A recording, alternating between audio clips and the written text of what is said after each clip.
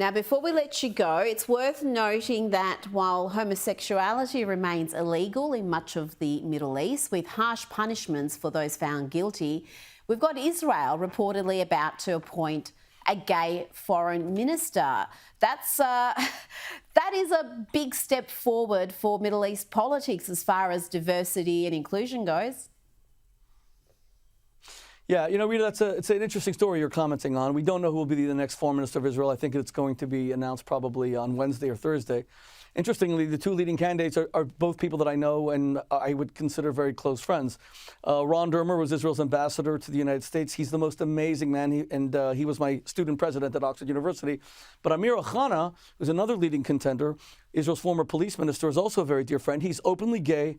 He has two children from a surrogate, a right-wing member of the Likud party.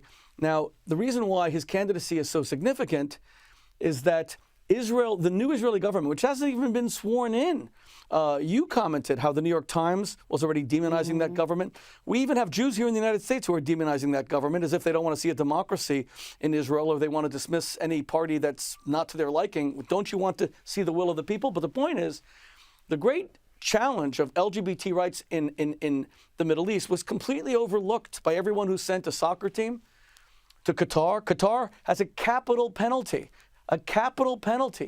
for homosexuality. And why did all the companies go there? Because Qatar is so flush with money, they just buy legitimacy in every which way they can, through the corruption of FIFA, through the corruption of many governments, through the corruption of many corporations. But Israel, which affirms these rights and has the second largest gay pride parade in the world, and it's in the Middle East in Tel Aviv, is being demonized, the new Netanyahu government, before it has even taken office, which just teaches you this horrible truism. When people say they hate Israel but they love Jews, they are dyed-in-the-wool liars and anti-Semites. Jews are not hated because of Israeli aggression. Rather, Israel is hated because of anti-Semitism. Israel, given the security threats that it faces, is the freest, most just and majestic country on earth. Would it be that every Arab would have the freedoms and the rights in Israel that they lack in Iran, that they lack in Syria, that they lack in Lebanon, that they lack in nearly every Islamic country?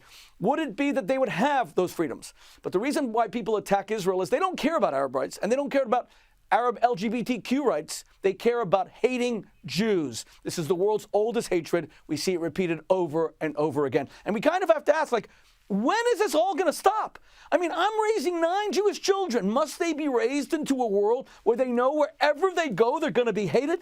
God Almighty, to the world that's listening, this has gone on 2,000 years. How much longer will it go on? Enough is enough.